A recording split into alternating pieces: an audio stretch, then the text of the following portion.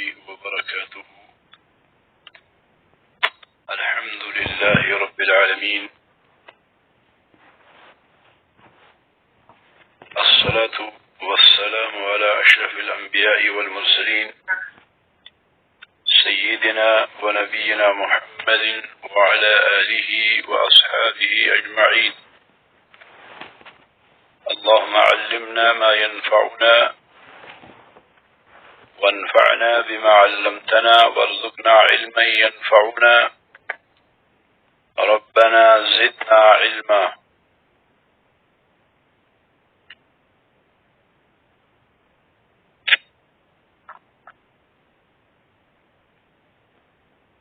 قال المصنف رحمة الله عليه: اعلم أرشدك الله لطاعته.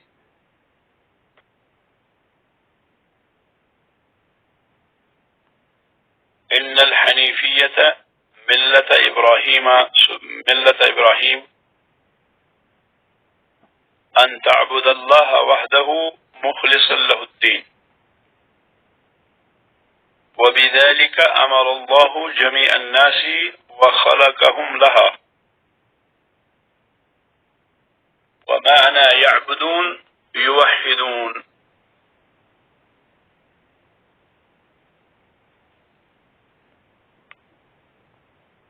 دو مقدمات مکمل ہونے کے بعد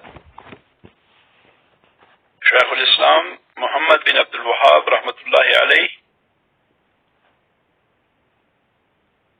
نے اصول ثلاثہ سے پہلے 3 مقدمات لکھے. پہلے مقدمے میں 4 مسائل کا ذکر فرمایا، دوسرے مقدمے میں 3 مسائل کا ذکر فرمایا، اور تیسرے مقدمے میں 1 مسئلے کا ذکر فرمایا. اس کے بعد جو ہے شیخ رحمہ اللہ کتاب شروع کریں گے الاصول الثلاثہ. تو یہ تیسرا مقدمہ آج شروع ہو رہا ہے، اور تیسرے مقدمے میں شیخ رحمہ اللہ فرماتے ہیں: اعلم ارشدک اللہ لطاعته. اعلم ارشدک اللہ لطاعته.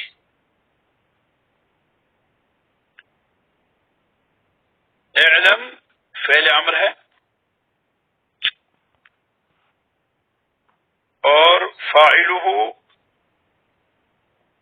ضمیر مستتر تقدیرہ انت.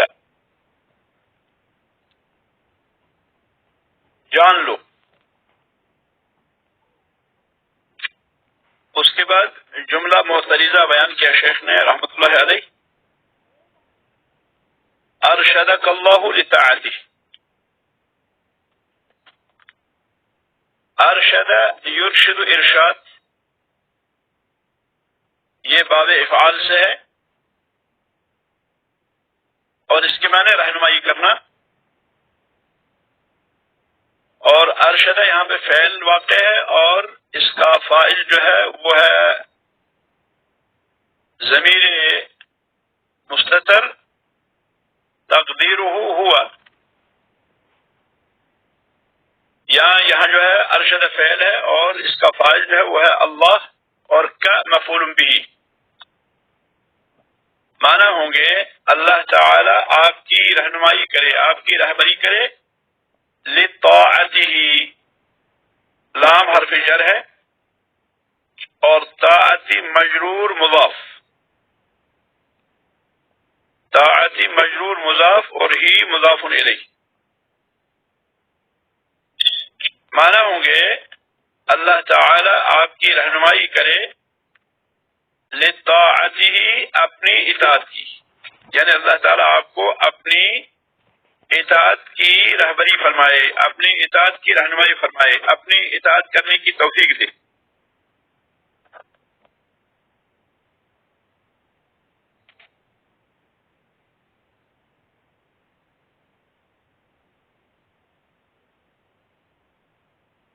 شیخ رحمہ اللہ نے یہاں پر بھی حسب ثابت دعا دی،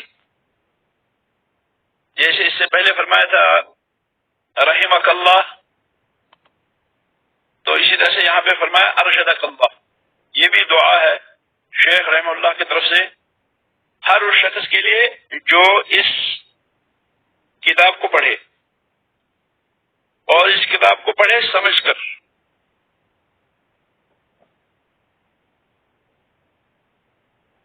اور وہ چاہے کہ اس پہ عمل کرے کہ اللہ رب العالمین اسے رہنمائی کرے، اللہ رب العالمین اسے رہنمائی کرے اس کی، اللہ رب العالمین اسے اطاعت کی رہبری فرمائے، اللہ رب العالمین اسے اطاعت کی رہبری فرمائے۔ ارشاد کے معنی ہوتا ہے الہدایۃ الی الصواب والتوفیق للعلم النافع والعمل الصالح۔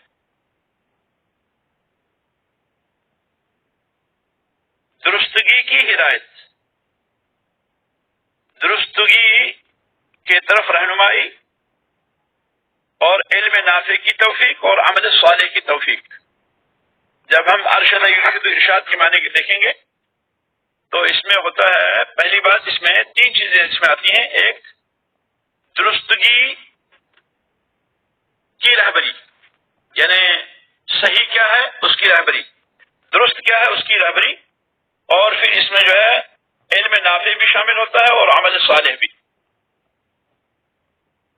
اور رشد جو ہے یہ غی کا ضد ہے، غی کا ضد، غی کے معنی گمراہی، غی کے معنی گمراہی۔ تو یہ جو ہے یہ رشد یہ غی کا ضد ہے۔ اللہ تعالی نے فرمایا قد تبین الرشد من الغی، قد تبین الرشد من الغی، تبین یتبین، تبینا کے معنی ہوتا ہے واضح ہونا۔ اللہ تعالیٰ فرماتے ہیں قد تبین، واضح ہو گیا، الگ ہو گیا، الرشد، رشد، من الغی، غی سے، سورہ بقرہ آیت نمبر 56۔ اسی طرح سے اللہ تعالیٰ نے فرمایا وَإِن يَرَوْا كُلَّ آيَةٍ لَا يُؤْمِنُوا بِهَا وَإِن يَرَوْا سَبِيلَ الرُّشْدِ لَا يَتَّخِذُوهُ سَبِيلًا۔ منافقین کے بارے میں اللہ تعالیٰ نے فرمایا سورۃ اعراف آیت نمبر 146، وَإِن يَرَوْا كُلَّ آيَةٍ، کہ اگر وہ منافقین ساری آیات کو دیکھیں، دیکھ بھی لیں، لا یؤمنوا بها، تو وہ اس پہ ایمان نہیں لائیں گے، کیونکہ وہ نفاق سے بھرے ہیں، دھوکہ اور فریب ان کی سرشت میں ہے، ان کی فطرت میں ہے، تو بھلے وہ ساری آیات کو دیکھیں وہ ایمان نہیں لائیں گے اس پر۔ وَإِن يَرَوْا سَبِيلَ الرُّشْدِ، اگر وہ بھلائی کی راہ کو دیکھیں گے تو لا يَتَّخِذُوهُ سَبِيلًا، تو اس کو وہ نہیں اپنائیں گے۔ رشد کی راہ کو اگر وہ دیکھیں، بھلائی کی راہ کو اگر دیکھیں، ہدایت و توفیق اور علم نافع اور عمل صالح کی راہ کو اگر وہ دیکھیں تو اس کو وہ نہیں اپنائیں گے، لا يتخذوه سبیلا، تو اسے وہ نہیں اپنائیں گے۔ تو یہاں پہ اللہ تعالیٰ نے رشد کا استعمال فرمایا۔ رشد جو ہے یہ دین اسلام ہے۔ اگر آپ یہ کہیں کہ رشد دین اسلام ہے اور غی جو ہے وہ ابو جہل کا دین ہے تو اس میں کوئی بھی دو رائے نہیں۔ گویا کہ ہم کہہ سکتے ہیں رشد کے معنی دین اسلام اور غی کے معنی ابو جہل کا دین۔ اسلام کے بغیر جو بھی دین ہے وہ اس کو ہم غی کہیں گے۔ شیخ رحمہ اللہ نے یہ جو دعا دی ارشدک اللہ لطاعتہ، یہ عظیم دعا ہے، یہ عظیم دعا ہے۔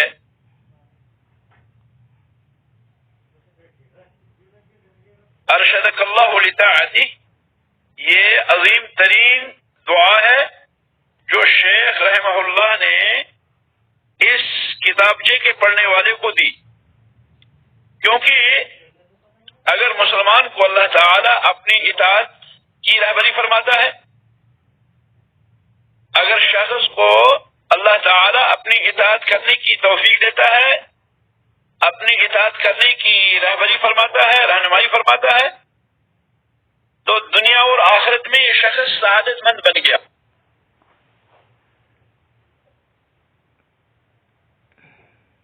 اگر اللہ تعالی نے شخص کو اپنی فرما برداری، اپنی اطاعت کی توفیق دی، تو یہ شخص دنیا اور آخرت میں سعادت مند بن گیا۔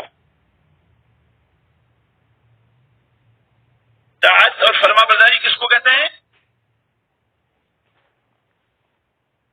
ہی امتثال ما امر اللہ به واجتناب ما نهى اللہ عنہ۔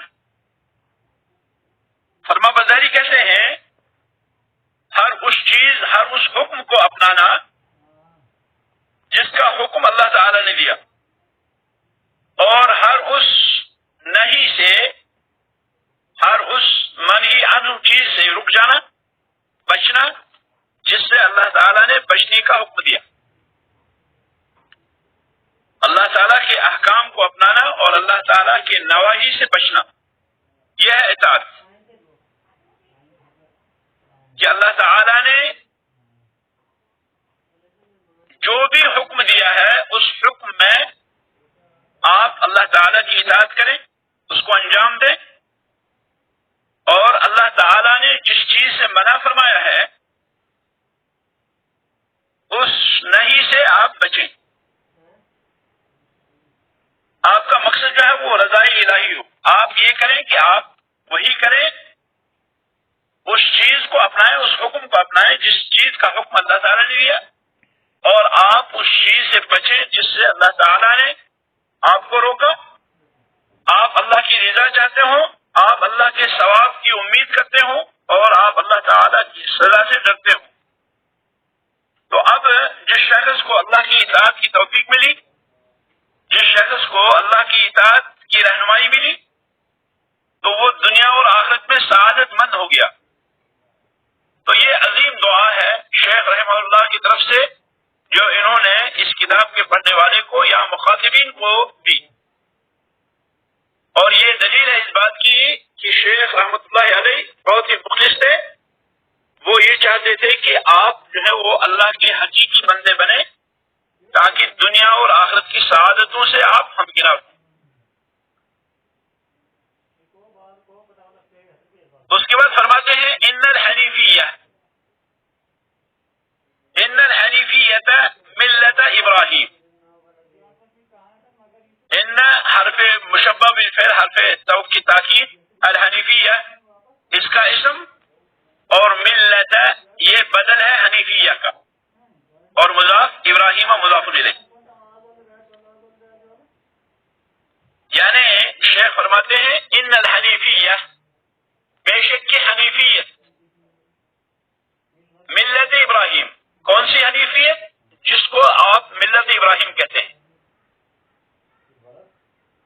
حنیفیت جس کو آپ ملت ابراہیم کا نام دیتے ہیں، ملت ابراہیم جس کو آپ حنیفیت کا نام دیتے ہیں، چاہے آپ حنیفیت کہیں اور پھر ملت ابراہیم اس کی تفسیر کے طور پہ لائیں، یا آپ کہیں ملت ابراہیم اور آپ اس کی تفسیر کے طور پر حنیفیت کہیں، دونوں معنی ایک ہے۔ تو کہ حنیفیت جو ابراہیم کی ملت ہے، یعنی جس کا جاننا آپ پر واجب ہے، جس کی معرفت آپ پر واجب ہے، وہ حنیفیت جو ابراہیم کی ملت ہے، جس کا جاننا آپ پر واجب ہے، جس کا پہچاننا آپ پر واجب ہے۔ حنیفیت یہ حنف سے ماخوذ ہے۔ حنیفیہ یہ حنف سے ماخوذ ہے۔ حنف لغوی طور جھکاؤ کو کہتے ہیں، ہٹ جانے کو کہتے ہیں۔ حنیفیت کے معنی جو ہے یہ آیت نسبتی ہے، یعنی حنف کی طرف نسبت، حنیف کی طرف نسبت، حنیفی. تو یہ جو ہے معنی ہوں گے کہ حنیفیت. تو حنیفیت یعنی وہ ملت، وہ امت جو شرک سے توحید کی جانب جھکی ہوئی ہو، شرک سے ہٹ کر توحید کی طرف جھکی ہوئی ہو، توحید کی طرف مائل شدہ ہو.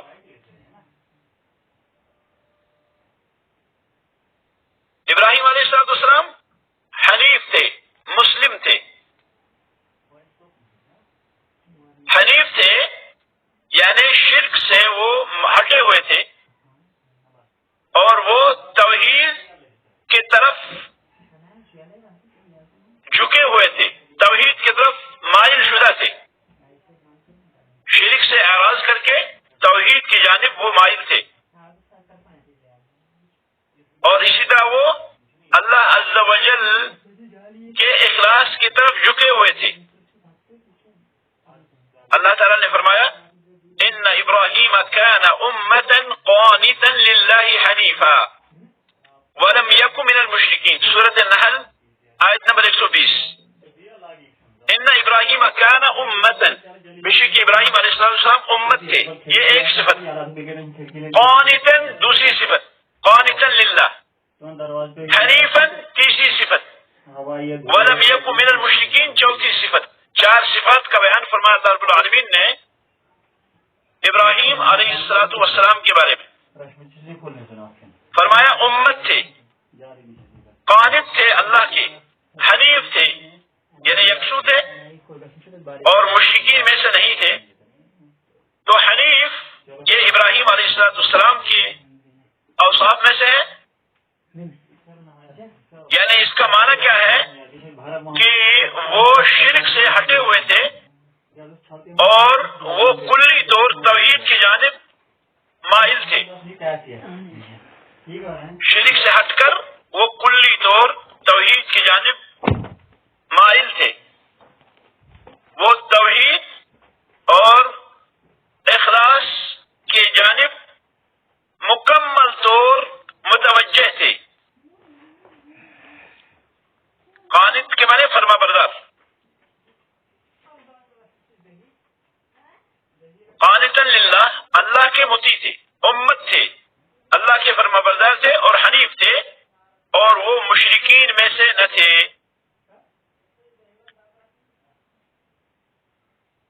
اللہ تعالیٰ نے فرمایا رسول اکرم صلی اللہ علیہ وسلم کو خطاب کرتے ہوئے ثم اوحینا الیک ان اتبع ملت ابراہیم حنیفا. ثم اوحینا الیک، پھر ہم نے آپ کی طرف وحی کی، ان اتبع ملت ابراہیم، کہ آپ ابراہیم کی ملت کی پیروی کریں، حنیفا جو یکسو تھے. سورۃ النحل آیت نمبر 123 جو 122 کے بعد ہے. تو فرمایا کہ آپ پیروی کریں ابراہیم علیہ السلام کی ملت کے، حنیفاً جو یکسو تھے، جو شرک سے ہٹ کر توحید کی جانب کلی طور، اخلاص کی جانب کلی طور مائل تھے.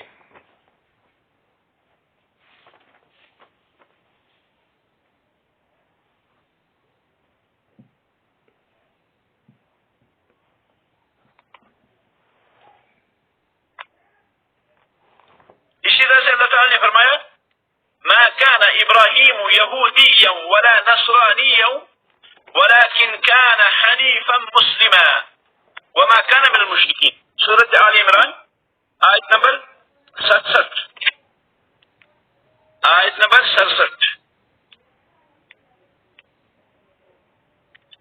اللہ فرماتے ہیں کہ ابراہیم علیہ السلام یہودی نہیں تھے اور نہ وہ نصرانی تھے، البتہ وہ حنیف تھے، یکسو تھے، توحید کی جانب مائل تھے، شرک سے ہٹے ہوئے تھے، اخلاص کی طرف کلی طور وہ متوجہ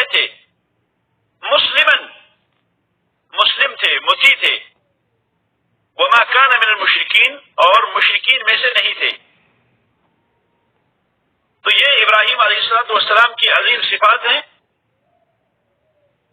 ان صفات میں سے اللہ تعالیٰ نے حنیف بھی فرمایا، اور یہ کہ ان کی ملت جو ہے وہ حنیفیت ہے. ابراہیم علیہ السلام کی ملت جو ہم کہتے ہیں کہ ملت ابراہیم، تو ابراہیم علیہ السلام کی ملت کیا ہے؟ وہ حنیفیت ہے. اور حنیفیت کیا ہے؟ وہ ہے وہ ملت جو صرف اللہ رب العالمین کے لیے خالص ہے اور اس میں کسی قسم کا شرک یا شرک کی آلائش نہیں ہے. اللہ سبحانہ و تعالی نے نبی علیہ السلام کو بھی حکم دیا کہ آپ اس ملت کی پیروی کریں. فرمایا ثم اوحینا الیک ان اتبع ملت ابراہیم حنیفا وما کان من المشرکین. اور ہم سے بھی اللہ تعالیٰ نے کہا، ہم کو بھی حکم دیا اللہ تعالیٰ نے اسی طرح کہ ہم بھی ابراہیم علیہ السلام کی ملت کی پیروی کریں. یعنی رسول اللہ صلی اللہ علیہ وسلم کو بھی اللہ تعالیٰ نے حکم دیا اور پھر ہم کو بھی دیا، یعنی محمد الرسول اللہ صلی اللہ علیہ وسلم کی امت کو بھی اللہ تعالیٰ نے حکم دیا کہ ہم ابراہیم کی ملت کی پیروی کریں. چنانچہ اللہ تعالیٰ نے فرمایا هو اجتباکم وما جعل علیکم فی الدین من حرج. هو اجتباکم، اللہ تعالیٰ نے تم کو چن لیا. هو اجتباکم، اجتبا یجتبی، اجتبا کے معنی ہوتا ہے چننا. هو اجتباکم، سورۃ حج آیت نمبر 78. سورۃ حج آیت نمبر 78 میں اللہ تعالیٰ نے ہم کو بھی حکم دیا کہ ہم کیا کریں؟ ہم ابراہیم علیہ السلام کی ملت کی پیروی کریں. فرمایا هو اجتباکم، اللہ تعالیٰ وہ ہے جس نے تم کو چن لیا.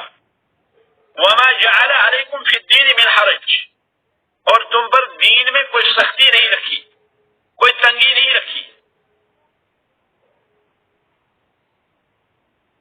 ملت ابیکم، یہ جو ہے دین میں کوئی سختی نہیں رکھنا. چننا یہ جو کیا ہے؟ کہتے ہیں ملت ابیکم ابراہیم، یہ ابراہیم علیہ السلام تمہارے والد ابراہیم علیہ السلام کی ملت ہے. هو سماکم المسلمین، اسی نے آپ کا نام مسلم رکھا. مسلم کے معنی ہوتا ہے مطیع، مسلم کے معنی ہوتا ہے پیروکار، مسلم کے معنی ہوتا ہے اطاعت کرنے والا. تو انہوں نے آپ کا نام مسلمان رکھا.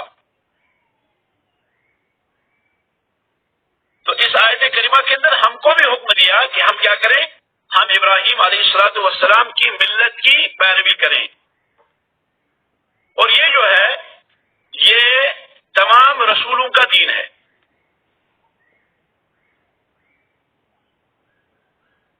یہاں پر یہ جو ہے ملت ابراہیم کی جو تفسیر میں یہاں بتایا گیا، یہ تمام انبیاء کا دین ہے. یعنی خالص دین، خالص اللہ کی طرف شرک اور کفر اور دیگر الحاد ساری چیزوں سے ہٹ کر صرف اللہ تعالی کی اطاعت کرنا، اللہ تعالی کی توحید کی طرف متوجہ ہونا، یہ کیا ہے؟ یہ تمام انبیاء کا دین ہے.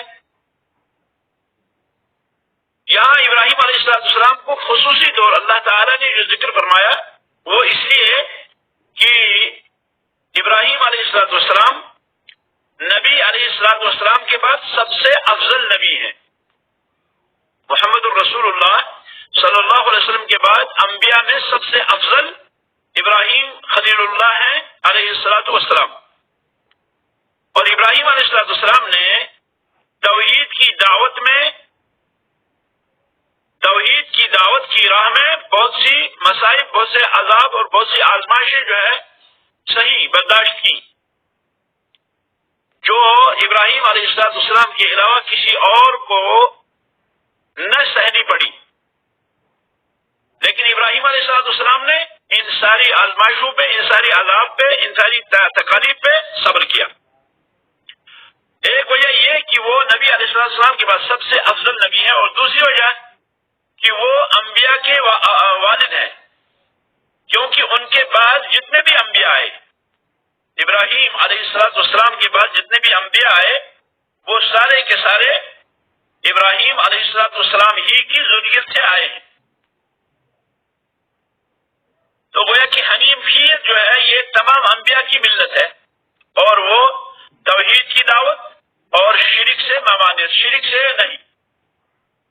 یعنی اگر آپ خلاصہ کہیں کیا ہے ملت کا، خلاصہ یہ ہے کہ توحید کی دعوت اور شرک سے ممانعت، یہی تمام انبیاء علیہ السلام کی ملت رہی ہے۔ تو گویا کہ ابراہیم علیہ السلام کے یہ مواقع خاص مواقع ہونے کی وجہ سے یہ ملت جو ہے ان کی طرف منسوب کی گئی۔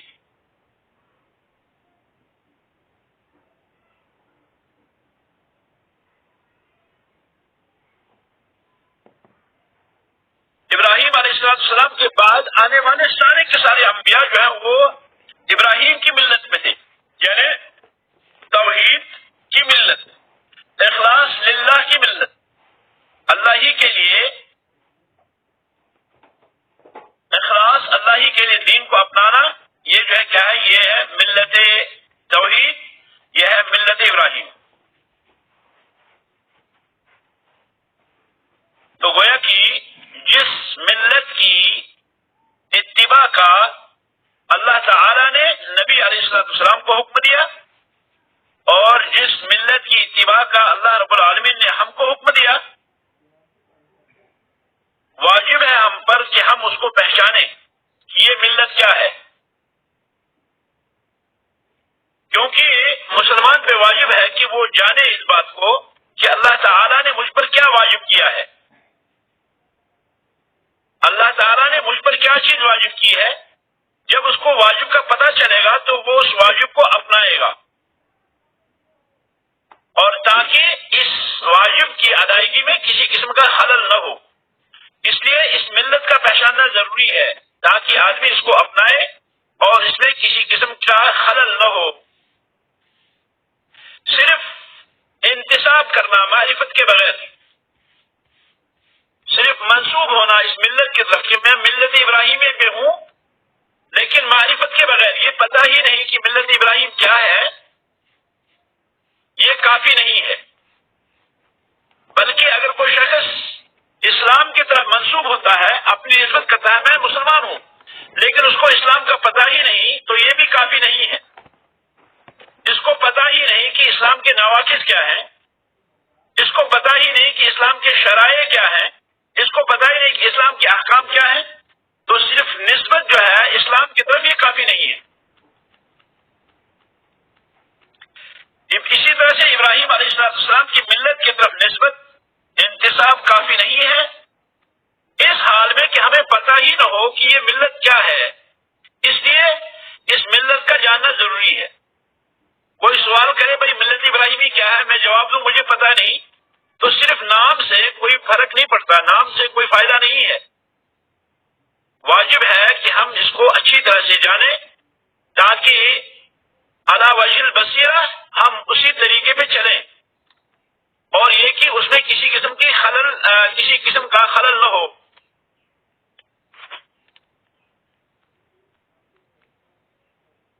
تو یہ ملت ابراہیم یہ کیا ہے؟ ان الحنیفیۃ ملت ابراہیم ان تعبد اللہ وحدہ، ان تعبد اللہ وحدہ مخلصا لہ الدین، یہ ہے بیان اس ملت ابراہیمی کا۔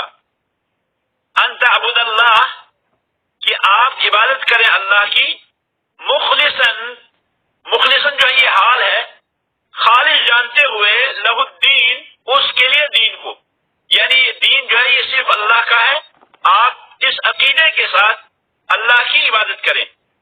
یہ ہے ابراہیم کی ملت کہ آپ اللہ کی عبادت کریں، دین کو خالص اللہ کے لیے جانتے ہوئے آپ دونوں چیزوں کو جمع کریں، ایک عبادت کریں اور عبادت کے اندر اخلاص، عبادت بھی اخلاص بھی۔ یہ نہیں کہ میں عبادت تو کرتا ہوں لیکن اخلاص نہیں ہے، کیونکہ اخلاص کے بغیر عبادت رائے گاں ہے، کیونکہ اخلاص کے بغیر عبادت ضائع ہے، کیونکہ اخلاص اگر عبادت میں نہیں تو اس عبادت کا کوئی فائدہ نہیں ہے۔ جو شخص اللہ کی عبادت کرتا ہے لیکن دین کو خالص اللہ کے لیے نہیں جانتا ہے تو اس کی عبادت رائے گاں ہے، اس کی عبادت ضائع ہے، اس کی عبادت کسی کام کی نہیں۔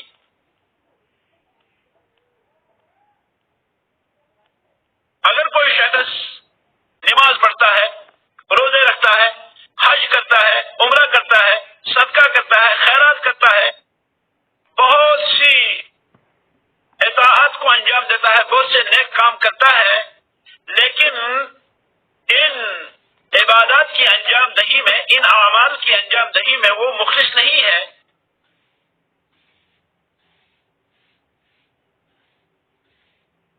بلکہ وہ یہ ساری چیزیں یا تو ریا کے طور پہ کرتا ہے، یا پھر شہرت کے طور پہ کرتا ہے، یا وہ ان چیزوں کو بھی انجام دیتا ہے اور ساتھ میں وہ شرک بھی ملا دیتا ہے۔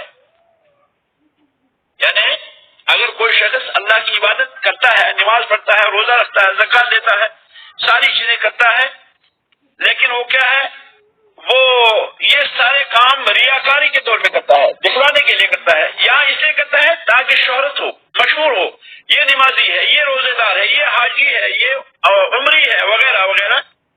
یا دوسرا پہلو کہ یہ چیزیں تو کرتا ہے لیکن ساتھ ساتھ وہ کیا ہے، وہ ان اعمال کے ساتھ شرک کو بھی ملاتا ہے، شرک بھی انجام دیتا ہے۔ مثال کے طور پر وہ غیر اللہ کو پکارتا ہے، مثال کے طور پر وہ اللہ کے علاوہ کسی اور سے استغاثہ کرتا ہے، مثال کے طور پر وہ اللہ کے علاوہ کسی اور کے لیے ذبح کرتا ہے، تو یہ جو ہے مخلص نہیں ہوگا اپنی عبادت میں، بلکہ یہ شخص جو ہے یہ مشرک ہے، کیونکہ نہ ریاکاری کے لیے ہو عبادت اور نہ شہرت کے لیے، اور نہ یعنی ریاکاری تو نہیں ہے، شہرت بھی نہیں ہے، مگر کیا کرتا ہے، وہ عبادت بھی انجام دیتا ہے اور ساتھ ساتھ وہ شرک کے کام بھی انجام دیتا ہے، ساتھ ساتھ وہ شرک بھی کرتا ہے، تو اس شخص کو ہم مخلص نہیں کہیں گے اپنی عبادت میں، بلکہ یہ شخص جو ہے یہ مشرک ہے، یہ ابراہیم علیہ السلام کی ملت پہ نہیں ہے۔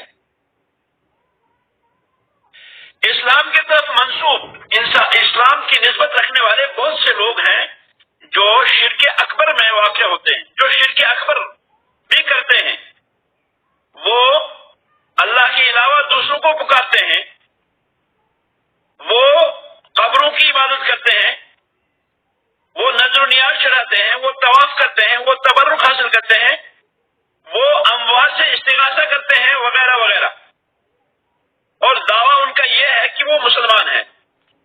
حقیقت یہ ہے کہ ان لوگوں نے ابراہیم علیہ السلام کی ملت کی معرفت حاصل کی ہی نہیں، ان کو ابراہیم کی ملت کا پتہ ہی نہیں،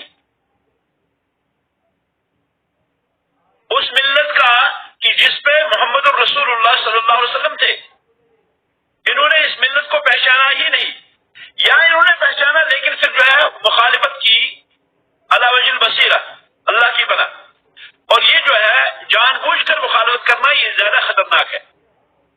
تو گویا کہ ابراہیم علیہ السلام کی ملت جو ہے وہ شرک کو قبول کرتی ہی نہیں، چاہے وہ جس قسم کا بھی شرک ہو، چاہے وہ شرک صغائر میں سے ہو، صغیرہ ہو، یا شرک کبیرہ ہو، شرک اصغر ہو یا شرک اکبر ہو۔ جس شخص نے بھی اپنی عبادت کو، اپنے عمل کو شرک کے ساتھ ملا دیا تو وہ ابراہیم علیہ السلام کی ملت پہ نہیں ہے۔ پہلے وہ ابراہیم کی ملت پر ہونے کا دعویٰ کیوں نہ کرے، اس کا گمان یہ کیوں نہ ہو کہ میں مسلمان ہوں، وہ مسلمان ہے ہی نہیں، کیونکہ اس نے اللہ رب العالمین کی عبادت کو خالص نہیں کیا، اس نے اللہ رب العالمین کی عبادت میں اخلاص نہیں پیدا کیا۔ تو گویا کہ واجب ہے کہ آپ پہچانیں ابراہیم کی ملت، اور یہ کہ آپ اس پہ عمل کریں، اور یہ کہ آپ لازم پکڑیں اس بات کو کہ آپ اللہ کی عبادت کریں اخلاص کے ساتھ۔ تو گویا کہ عبادت اور اخلاص یہ لازم ملزوم ہے، اگر آپ اخلاص کے بغیر عبادت کرتے ہیں تو عبادت رائے گاں ہے،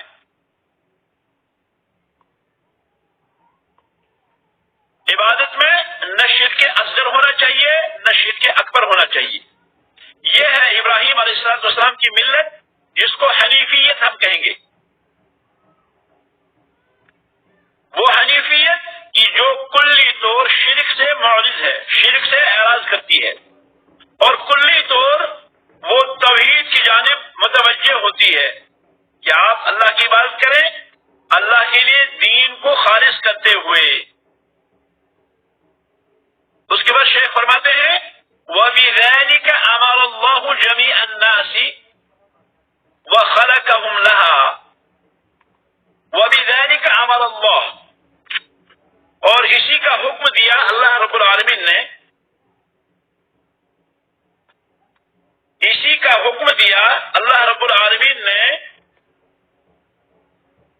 سارے لوگوں کو عبادت میں اخلاص، عبادت اخلاص کے ساتھ، عبادت صرف اللہ رب العالمین کے لیے، شرک اور آلائش اور شوائب سے عبادت کو پاک کرتے ہوئے صرف اللہ کے لیے انجام دینا، اسی کا حکم دیا اللہ رب العالمین نے تمام لوگوں کو، چاہے انبیاء ہوں، چاہے اولیاء ہوں، چاہے عام انسان ہو، جو بھی لوگ ہوں، ساروں کو اللہ رب العالمین نے اس کا حکم دیا.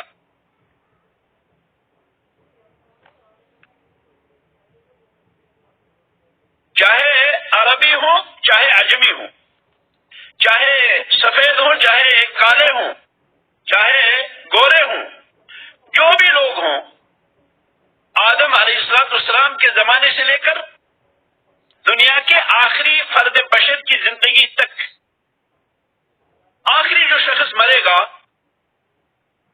قیامت کے دن، قیامت سے پہلے، قیامت کے قائم ہونے سے پہلے جو آخری شخص مرے گا، اس شخص تک آدم علیہ السلام سے لے کر جتنے بھی لوگ ہیں، ساروں کو اللہ رب العالمین نے اپنی عبادت کا حکم دیا اخلاص کے ساتھ. یعنی میری عبادت کرو اخلاص کے ساتھ، عبادت کے اندر اخلاص رکھو. اللہ تعالیٰ نے فرمایا یا ایھا الناس اعبدوا ربکم الذی خلقکم والذین من قبلکم لعلکم تتقون الذی جعل لکم الارض فراشا والسماء بناء وانزل من السماء ماء فاخرج به من الثمرات رزقا لکم فلا تجعلوا للہ اندادا وانتم تعلمون. سورۃ بقرہ آیت نمبر 21 سے 22.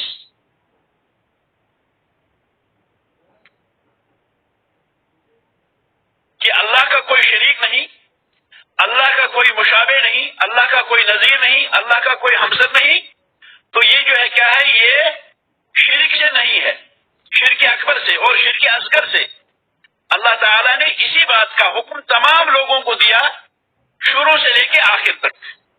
اور یہ جو فرمایا شیخ رحم اللہ نے وَخَلَقَهُمْ لَهَا، یعنی اللہ تعالیٰ نے ان کو پیدا کیا اسی کے لیے، یعنی اپنی عبادت کے لیے.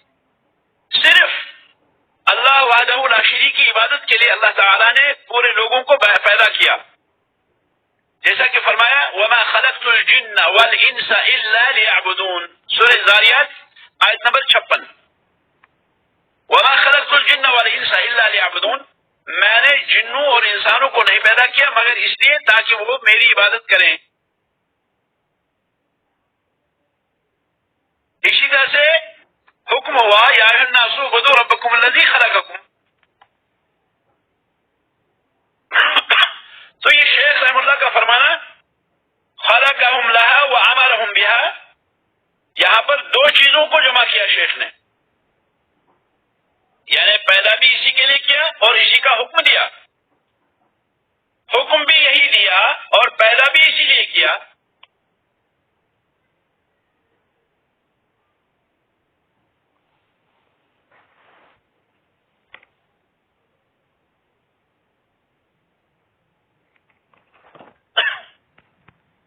اللہ تعالیٰ نے جو فرمایا وَمَا خَلَقْتُ الْجِنَّ وَالْإِنسَ، یعنی اللہ ہی خالق ہے، وہی ہے جو چیزوں کو پیدا کرتا ہے.